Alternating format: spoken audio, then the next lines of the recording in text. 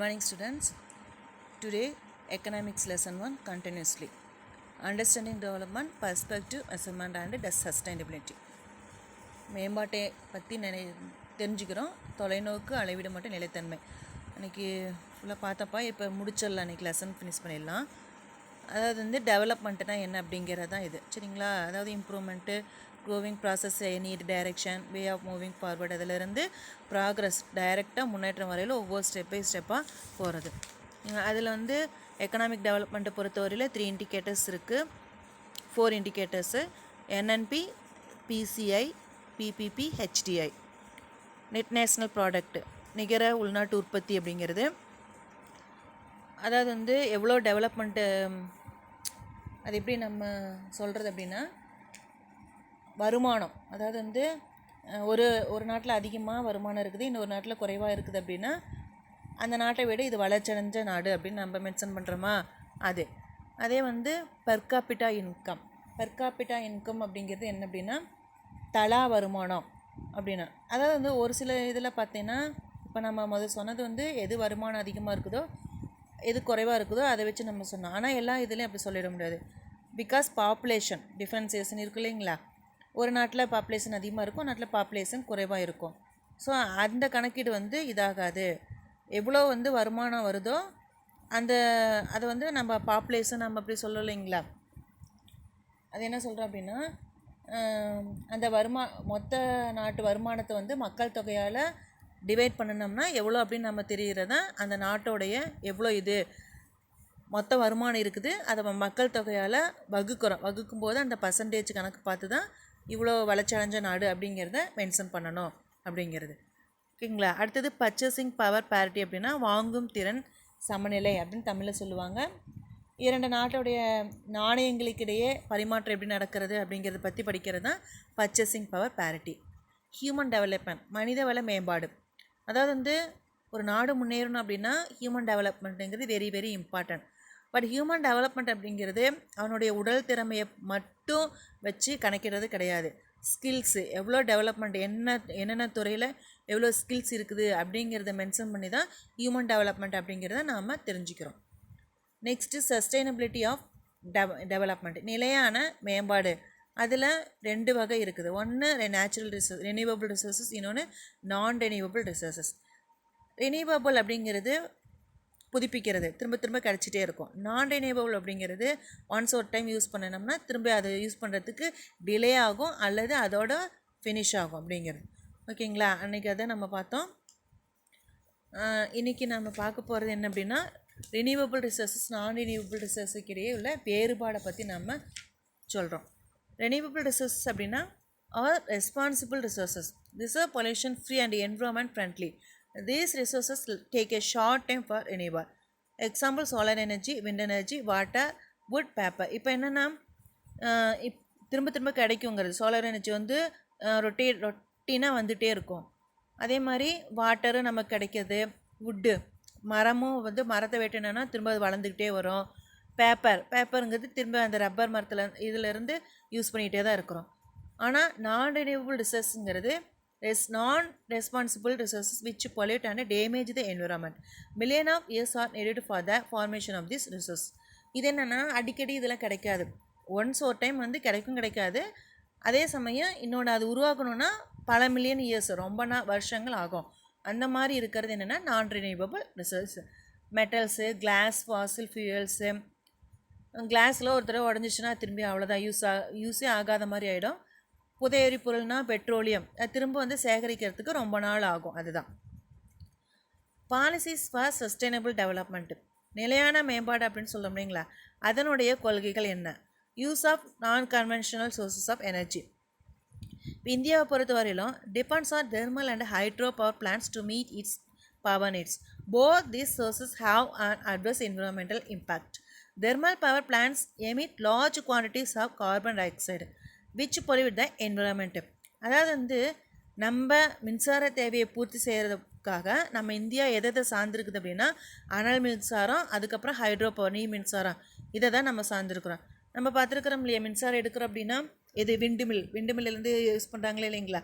விண்டுமில் பார்த்துருக்குறீங்களா? மேலே ஃபேன் மாதிரி 3 இதில் இருக்கும், அதுலேருந்து தான் காற்று மூலியமாக மின்சாரம் எடுக்கிறது. ஸோ இந்த இதில் பார்த்தோம்னா அதாவது வந்து இந்த இந்த 2 உற்பத்தி நிலையங்கள் அனல் மின்சாரம் நீர்மின் சக்தி மின்சாரம், அதாவது தமிழில் என்ன சொல்லுவாங்கன்னா நீருக்கு என்ன சொல்லுவாங்க புனல் அப்படின்னு சொல்லுவாங்க இல்லைங்களா, அந்த இதுதான் புனல் மின்சாரம் நீர் மின்சாரம் அப்படிங்கிறது ஒரு சுற்றுச்சூழல் தாக்கத்தை வந்து சாதகமாக இருக்கும். அதை பார்த்திங்கன்னா அனல் மின்சாரத்தை பொறுத்த வரையிலும் பொல்யூஷனை வந்து அதிகமாக உண்டு பண்ணும், நிறையா மாசுபடும். ஏன்னா அதிகமாக கார்பன் டை ஆக்சைடு அதில் வெளியேறனால சுற்றுச்சூழல் வந்து அதிகமாக மாசுபாடு ஏற்படும் அப்படிங்கிறது தான். சரியா, நம்ம கார்பன் டை ஆக்சைடு அப்படின்னா அதிகமாக வெளியிடுற இது கார்பன் டை ஆக்சைடு. இப்போ ஒரு சிலர் பார்த்திங்கன்னா மரத்துக்குள்ளே நைட்டில் தூங்கினோம்னா விடியற்காலம் வந்து அவங்க ஒன்றா மூச்சு திணறல் ஆகும், இல்லைன்னா இறந்துடுவாங்க. ஆனால் அப்போல்லாம் அந்த காலத்தில் என்ன சொன்னாங்க அப்படின்னா மரத்தில் வந்து பேய் இருக்குது அப்படின்னு சொன்னாங்க. பட் அந்த ரீசன்லாம் கிடையாது. மரத்து வந்து அதிகமாக என்ன நம்மளும் கார்பன் டை ஆக்சைடு வெளியிடுறோம், மரமும் என்ன பண்ணோம் நிறையா கார்பன் டை ஆக்சைடு வெளியிடறனால டோட்டலாக அதையே நம்ம அதிக அளவு சுவாசிக்கிறனால தான் மரத்துக்கு கீழே படுத்து தூங்கும்போது நமக்கு வந்து நிறைய ப்ராப்ளங்கள் வரும் அப்படிங்கிறது, பிரீத் வந்து ரொம்ப இதாகும் அப்படிங்கிறது. ஓகேங்களா. ஓகே, நெக்ஸ்ட் வந்து சோலார் பவர் இன் இந்தியா. சூரிய சக்தி.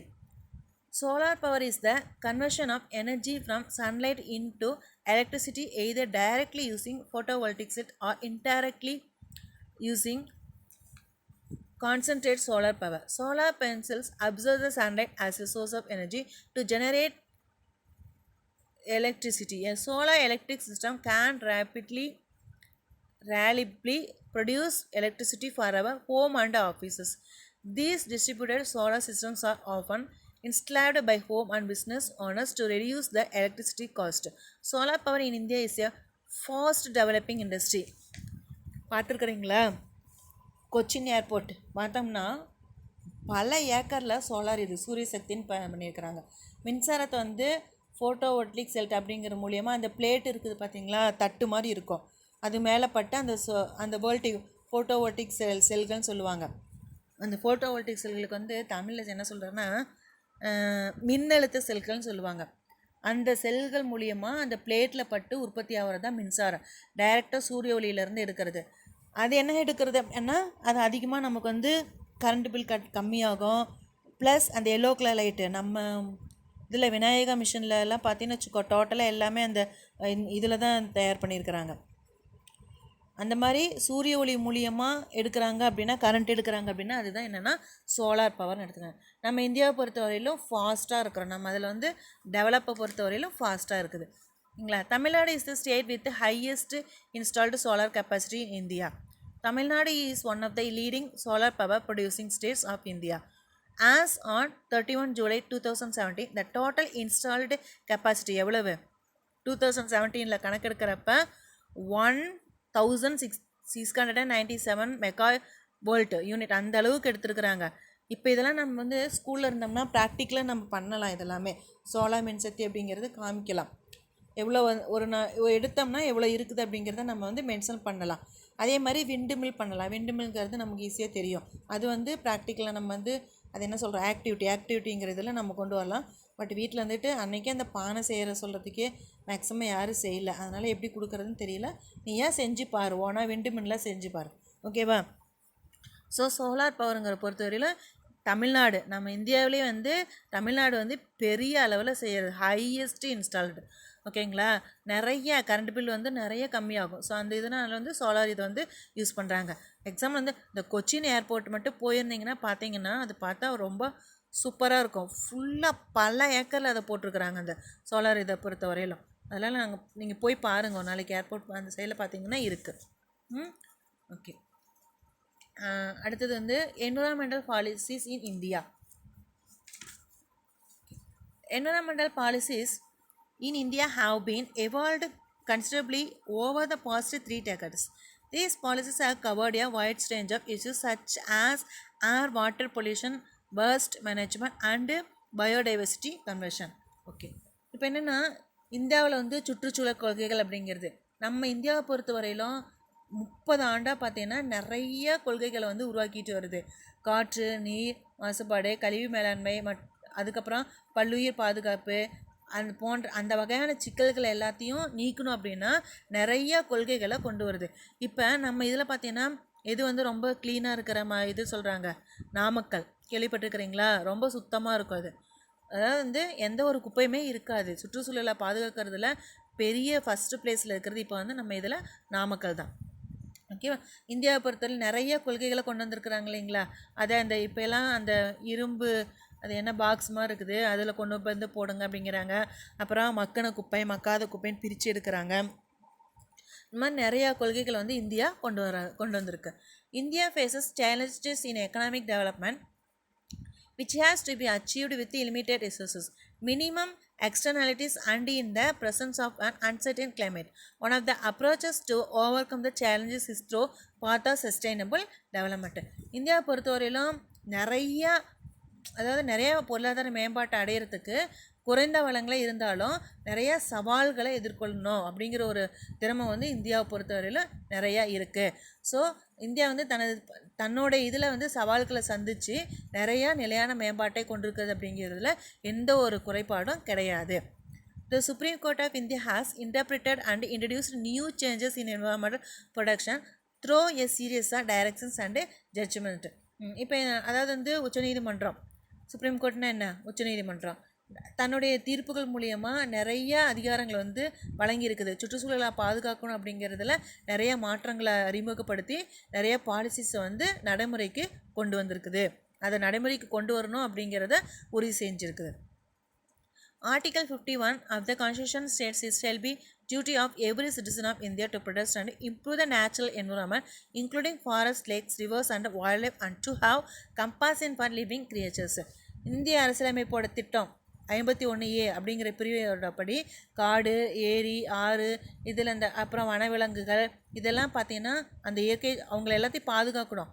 ஏரி சுத்தம் செய்கிறது, காடுகளை வந்து பாதுகாக்கிறது, அந்த மாதிரி நிறைய பாதுகாக்கிறதுக்காக நிறைய திட்டங்களை கொண்டு வருது. அந்த திட்டங்களை வந்து பயன்படுத்தணும், ஒவ்வொரு குடிமகனும் அதை பாதுகாக்கணும், அதை ஃபாலோ பண்ணணும் அப்படிங்கிற உரிமை வந்து எல்லா குடிமகனுக்கு இருக்குது அப்படின்ட்டு சொல்கிறாங்க. எவ்ரி சிட்டிசன், ஒவ்வொரு குடிமகனும் பாதுகாக்கிற உரிமை அவனுக்கு இருக்குது. Development will increase the quality of life. This means that people will have higher incomes, better education, better health and nutrition, less poverty and more equality of opportunity. அதாவது வந்து மக்களுக்கு வந்து அதிகமாக வருமானம், நிறையா கல்வி, சிறந்த சுகாதாரம், நிறைய ஊட்டச்சத்து மிக்க உணவுகள், இதெல்லாம் வறுமையற்ற வறுமையே இருக்கக்கூடாது, எல்லா இதுலேயும் பார்த்தீங்கன்னா அவங்களுக்கு வந்து சம வாய்ப்பு, இதெல்லாம் கொண்டு வந்து மக்கள் வாழ்வதற்கு ஏற்ற சூழலை உருவாக்குறது மூலியமாக நம்ம வந்து வளமான இந்தியா வந்து உருவாக்க முடியும் அப்படிங்கிறது தான். ஓகேங்களா? இங்கே அடுத்து பார்த்திங்கன்னா இவரை பற்றி சொல்லிக்கிறாங்க. த க்ரோத் ஸ்டோரியாக தமிழ்நாடு. ஒரு சின்ன கதை ஸ்டோரி என்ன அப்படின்னா, Tamil Nadu is one of the states having achieved rapid progress with a relatively short period despite is started from appalling levels of poverty, depression and inequality. இப்போ நம்ம தமிழ்நாடு வந்து நான் ஏற்கனவே சொல்லியிருக்கிறேன், குறைந்த காலகட்டம் தான், ஆனால் விரைவான பெரிய வளர்ச்சி. சரியா? அந்த மாதிரி இருக்கிற நிறையா மாநிலங்களுக்குள்ளார நம்ம தமிழ்நாடு ஒன்று. சரியா? அது வந்து நிறைய வறுமை, அடிப்படை வசதி இல்லை, சமத்துவம் இல்லை அப்படிங்கிற மாதிரி நிறையா இருந்தாலும் அந்த நிலையிலிருந்து வேகமாக வெளியில் வந்து தமிழ்நாடு அப்படிங்கிறது மிகப்பெரிய வளர்ச்சியை அடைஞ்சிருக்கு. During the short period Tamil Nadu much to the consideration of many economics initiated bold social programs such as universal midday meals in primary schools and started putting in place an extensive social infrastructure, schools, health centers, roads, public transport, water supply, electricity connections and much more. Okay. Today Tamil Nadu has some of the best public services among all Indian states and many of them are accessible to all on a non-discriminatory basis. Okay. அதே என்னென்னா நம்ம இதெல்லாம் இப்போ இருக்கிற தற்காலத்தில் பார்த்திங்கன்னா நம்ம தமிழ்நாடு வந்து துணிச்சலாக நிறையா திட்டங்களை கொண்டு வந்திருக்குது. காமராஜர் கொண்டு வந்து மதிய உணவு திட்டம், அப்புறம் சுகாதார மையங்கள், போலியோ தடுப்பூசியெல்லாம் போட்டாங்க இல்லைங்களா, அது, சாலை வசதி செஞ்சு தரது, அப்புறம் பொது போக்குவரத்து, குடிநீர் வசதி, மின் இணைப்பு கரெக்டாக எல்லாம் பண்ணுறது, இந்த மாதிரி பல திட்டங்களை வந்து நம்ம தமிழ்நாடு வந்து துணிச்சலாக எல்லாமே செஞ்சுருக்குது. ஸோ வளர்ச்சியை பொறுத்தவரையிலும் பெருசு. மற்ற மாநிலங்களை பொறுத்தவரையில் பார்த்தீங்கன்னா நம்ம நாட்டில் வந்து நிறையா பொது சேவைகள் வந்து இருக்குது, அப்புறம் நிறைய சேவைகள் வந்து பாகுபாடு இல்லாமல் அனைவருக்குமே இருக்குது. ஸோ அதாவது வந்து இறுதியாக பார்த்தோம்னா last but not least there is no evidence that the cultivation of human capability has been at the cost of conventional economic success, such as fast economic growth. Tamil Nadu has some of the highest per capita incomes and lowest poverty rates among all Indian states. Economic growth, in turn, has enabled these states to sustain and consolidate active social policies. This is an important example of the complementarity between economic growth and public support. இப்போ இறுதியாக பார்த்தோன்னா முக்கியமாக என்ன அப்படின்னா மனித திறன்களை மட்டும் அதாவது அந்த அதை பயன்படுத்தாமல் இந்த விரைவான பொருளாதார வளர்ச்சியை வந்து அதுக்கு பிடிக்கணும், அதை என்ன சொல்லுது எட்டணும் அப்படின்னு சொல்லுவீங்களா, அந்த மாதிரி பெரும்பாலான இந்திய மாநிலங்களை விட மனித திறன்களை பயன்படுத்திய தமிழ்நாட்டில் தனிநபர் வருமானம் அதிகம். அதை என்ன சொல்ல வராங்கன்னா டோட்டலாக மனிதனுடைய திறமையை மட்டும் முன்னிறுத்தி நம்ம வந்து அந்த அச்சீவ் வந்து அடையலாம் அப்படிங்கிறதுல நம்ம தமிழ்நாட்டை பொறுத்த வரையிலும் மற்ற மாநிலங்களுடைய மிகப்பெரிய பர்சன்டேஜ் வந்து அதிகம். மனிதனுடைய திறமை தான் ரொம்ப பெருசு அப்படிங்கிறது. சரியா? அதே மாதிரி ரொம்ப வறுமையான நிலைமையில கூட மற்ற மாநிலங்களை பற்றி நம்ம ஒப்பிட்டு பார்த்தோம்னா நம்ம இது வந்து பொருளாதார வளர்ச்சி அப்படிங்கிறது மிகப்பெரிய வளர்ச்சி இருக்குது அப்படிங்கிறது தான். அதுக்கு வந்து மனிதனுடைய திறன் வந்து வெரி இம்பார்ட்டன்ட். ஓகேங்களா? இதில் என்ன அப்படின்னா an university uncertain glory by Nobel laureate professor Amartya Sen. அதாவது வந்து an uncertain glory அப்படிங்கிற புத்தகத்திலிருந்து நோபல் பரிசு பெற்ற அறிஞர் அமர்த்தியா சென் வந்து ஒரு தன்னுடைய நம்ம நாட்டிலுடைய பொருளாதாரத்தை பற்றி நிறையா எழுதியிருக்கிறாரு. அதை படித்தது நமக்கு வந்து நம்ம நாட்டுடைய பொருளாதாரம் எவ்வளோ முன்னேறி இருக்குது, அதுக்கு எவ்வளோ கஷ்டப்பட்டுருக்கிறாங்க அப்படிங்கிறத பற்றி நம்ம தெரிஞ்சுக்க முடியும். சரிங்களா? எப்போதும் இப்போ வந்து இன்றைக்கி டீட்டெயில் மட்டும் 2 கொடுக்குறேன். ஃபஸ்ட்டு பார்த்தீங்கன்னா discuss the policies and sustainable டெவலப்மெண்ட்டுன்னு கொடுத்துருக்குறாங்க இல்லைங்களா. அதில் இப்போ 1.4 நடத்தினல பாலிசிஸ் ஃபார் சஸ்டைனபிள் டெவலப்மெண்ட்டுன்ட்டு, அது வந்து இந்தியா டிபெண்ட்ஸ்லேருந்து ஸ்டார்ட் பண்ணி பொலிவுட் த என்விரான்மெண்ட் வரையிலும். ஓகேங்களா? அது அப்புறம் describe in detail about environmental policies in இந்தியான்னு கொடுத்துருக்குறாங்க. அது அப்புறமே நம்ம எழுதிக்கலாம். ஃபஸ்ட்டு டீட்டெயில் 1, தேர்டு டீட்டெயில் பாரு differences between renewable and non renewable resource இருக்குல்ல, அதுவே பாக்ஸ் போட்டு கொடுத்துருக்குறாங்கல்ல. Renewable resources, non renewable resources, அவ்வளோதான். அதில் அப்படியே எழுதுறது தான். Renewable resources are responsible for resources, these are pollution free and environment friendly, these resources take a short time for renewable. Example அதே மாதிரி நான் ரெனியூவபிள் ரிசோர்ஸஸ். இன்றைக்கி போதும் 2 டீட்டெயில் மட்டும். சரியா? கிளாஸ் பார்த்துட்டு ப்ரெசன்ட் போடுங்க.